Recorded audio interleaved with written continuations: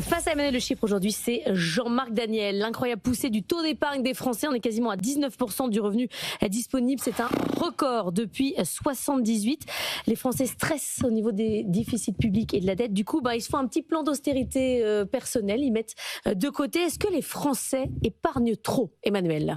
Oui, les Français épargnent beaucoup trop. D'abord, ils épargnent plus que la moyenne des autres grands pays. Vous avez cité les chiffres. Il n'y a que les Allemands qui épargnent à peu près autant que les Français. Mais il faut savoir que les Allemands, ils sont beaucoup moins propriétaires que les Français. Donc ceci explique en partie cela. Mais surtout, alors vous allez me dire, ok, bon, ils épargnent plus. Mais ce qui est fou, c'est qu'en fait, ils épargnent plus alors qu'il n'y a pas un parcours de vie moins risqué dans tous les grands pays que le parcours de vie des Français.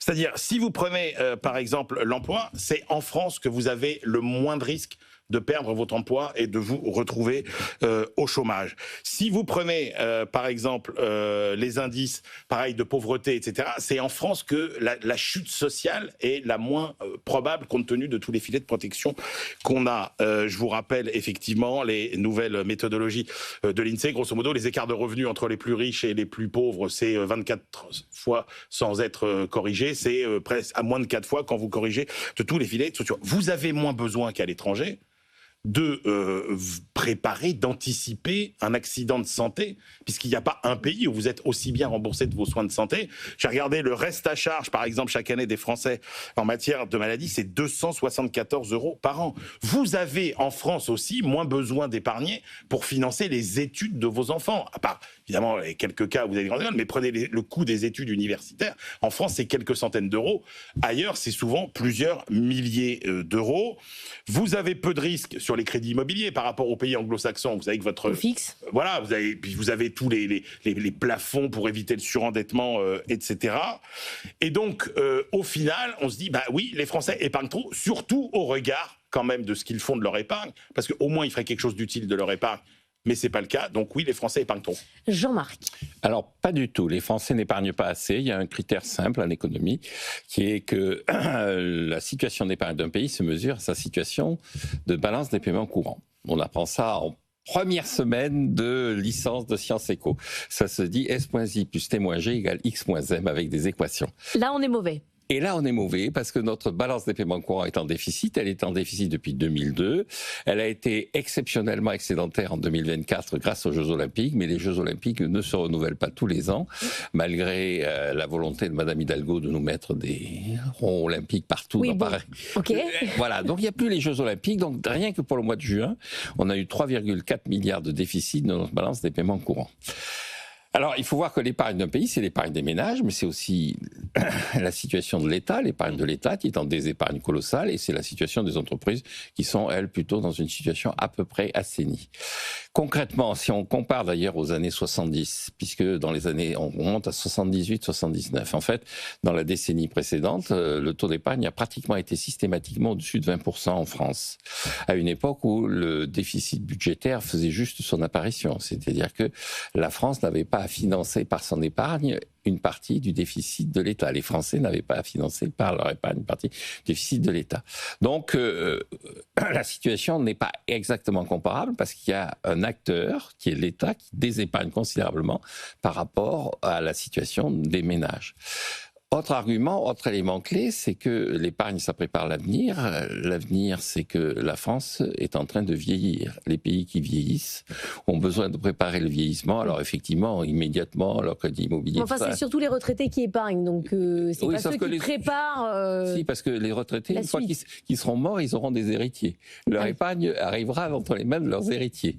C'est long, mais ça finit par arriver. Ça finit par arriver, et ça finira par arriver. Globalement, les pays qui sont dans la même situation que la France sont en train de dégager une épargne considérable. On a parlé de l'Allemagne, mais c'est aussi le cas de l'Italie, sans parler du Japon qui, lui, est dans une situation encore plus avancée en termes de vieillissement. Donc ces pays dégagent énormément d'épargne qu'ils investissent à l'étranger.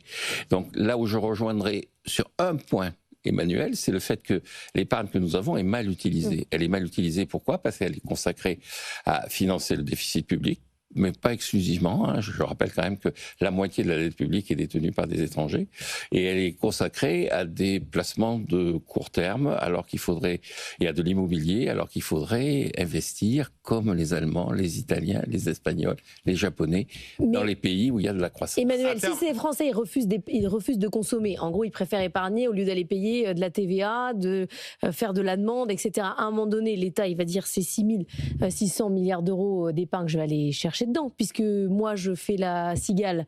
C'est là qu'il est l'argent en fait. Alors, aujourd'hui, il n'y a rien qui permet dans la loi de permettre à l'État, effectivement, d'aller ponctionner. Ne vous inquiétez pas. Revenus. Après, il y a des pays où ça s'est fait. Le cas le cas de l'Islande, pas le cas de l'Islande, le cas de Chypre, c'est compliqué parce que c'était vraiment une crise bancaire. Mais prenez l'Italie, par exemple, l'Italie en 1992, elle a décidé qu'elle prenait 0,6% sur les comptes de tous les Italiens. Donc, non, ça passera sans doute par la fiscalité, quelque part. Et notamment, je pense, par la fiscalité de l'assurance vie. Donc, s'il y a un endroit où on peut être touché, oui. C'est à peu près pareil. Après, par rapport à ce que dit Jean-Marc, je pense qu'il ne faut pas oublier, Jean-Marc étant un expert de la balance des paiements, que la contrepartie au déficit courant, c'est quand même des rentrées de capitaux. Ça peut vouloir dire aussi que l'étranger est très heureux de venir investir en France. Ça, c'est une bonne nouvelle. Que l'épargne est effectivement très concentrée en France. Et que vous avez quand même 40% seulement des ménages qui épargnent plus de 50 € par mois, et que vous pouvez effectivement avoir toutes les incitations que vous voulez. En gros, il y a une partie des Français qui a trop d'argent et vous pouvez l'inciter à faire n'importe quoi, elle ne le fera pas. Ouais. Et que cet argent est mal utilisé et qui roupille. Donc moi, à la limite, j'ai envie de dire à Jean-Marc que je préfère de la consommation compétitive plutôt que de l'épargne improductive. Donc ça ne me 10 secondes, Jean-Marc. 10 secondes. D'abord, la consommation productive, je ne sais pas ce que c'est. L'augmentation de toute consommation dans ce pays se traduit par plus d'importations parce que nous sommes à un niveau d'utilisation de nos capacités de production qui est de saturation. Deuxième élément... C'est les services qui comptent, Jean-Marc. Oui. Enfin, je constate qu'effectivement...